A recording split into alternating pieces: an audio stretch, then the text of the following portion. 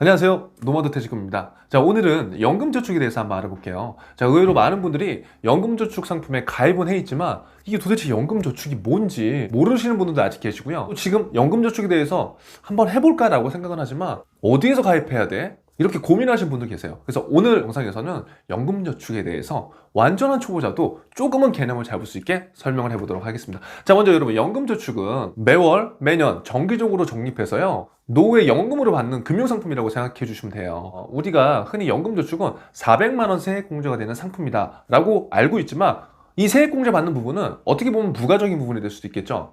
가장 중요한 건 연금저축은 연금의 목적으로 가입하는데 부가적으로 400만 원까지 세액공제가 되기 때문에 이런 부분들이 우리한테 도움이 될 수 있다는 거 꼭 참고해 주세요.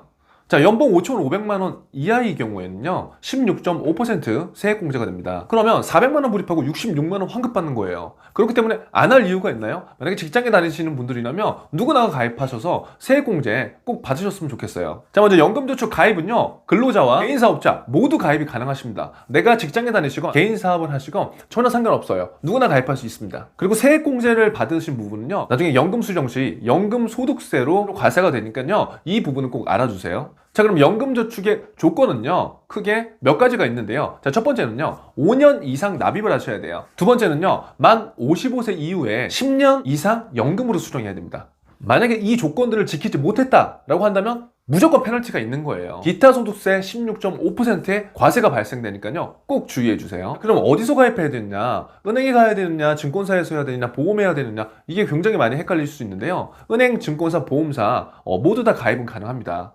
그런데요 각 금융기관에서 취급하는 상품은 연금저축이 맞지만 방식들이 살짝씩 다르기 때문에요 이 부분 한번 잘 듣고 판단해 주시면 좋을 것 같아요. 자, 은행 같은 경우에는요 연금저축 신탁이죠. 금리연동 신탁인데요 아마 은행에서는 현재 연금저축 신탁 상품을 판매하고 있지는 않을 거예요. 그래서 예전에 가입하셨던 분들은 신탁 계좌를 갖고 계시지만 지금은 아마 가입이 불가할 거고요. 자, 두 번째로는 증권사에서 연금저축 펀드를 가입할 수가 있죠. 증권사에서 가입하는 연금저축 펀드는 쉽게 그냥 실적 배당이라고 생각해 주시면 돼요. 내가 직접 이 자산들을 굴리고 운용해서 그거에 대한 수익을 받는다. 세 번째, 보험회사에서 가입하는 연금저축 보험이 될 수 있습니다.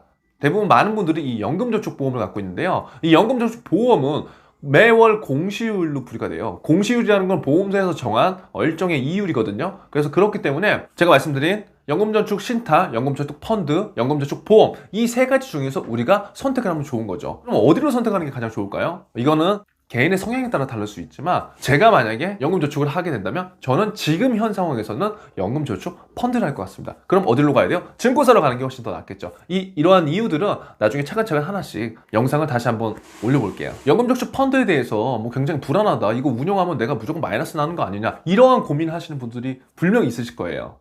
근데요 최초 가입은 CMA로 지정돼서요 우리 은행 정기예금이랑 그냥 비슷하다고 보시면 돼요. 그래서 여러분들이 공부를 해보시고 그 자금을 다른 쪽으로 운용하시면 됩니다. 만약에 진짜 자신이 없다 그럼 채권형 펀드에 넣으시면 되죠. 채권형 펀드에 넣으시면 그래도 안정적인 수익이 보장되는 거기 때문에요 너무 막 무섭다, 두렵다 그런 생각보다 내가 연금저축 펀드로 지금 증권사로 가입을 했는데 아직 공부량이 부족하고 내가 이러한 것들을 투자를 아직 못하겠다 그러시면 CMA에 넣으셔도 되고요. 아니면 아까 말씀드린 채권형 펀드에 넣으셔서 상황을 지켜보면서 투자 방법들을 하나씩 늘려보시는 게 좋을 것 같아요.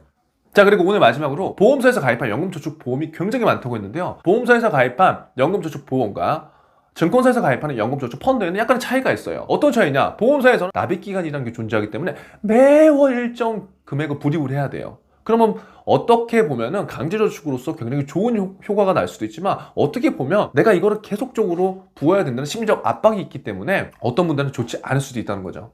또한 증권사의 연금저축 같은 경우에는 연금 개시 후에도 펀드로 또 운용될 수 있어요. 그렇기 때문에 조금이라도 투자에 관심이 있으신 분들, 그리고 내 스스로 뭔가를 운용해보고 그 결과들을 받아보고 싶으신 분들은 연금저축 신탁, 연금저축 보험도 물론 나쁘지 않지만 연금저축 펀드로 한번 여러분들 직접 해보시면서 이런 많은 것들을 느껴보셨으면 좋겠습니다. 자, 오늘은 연금저축 대략적인 내용하고 가입은 어디서 해야 되는지, 가입 조건은 뭔지 한번 알아봤거든요. 다음 시간에 조금 더 도움되는 영상으로 만나 뵙도록 하겠습니다.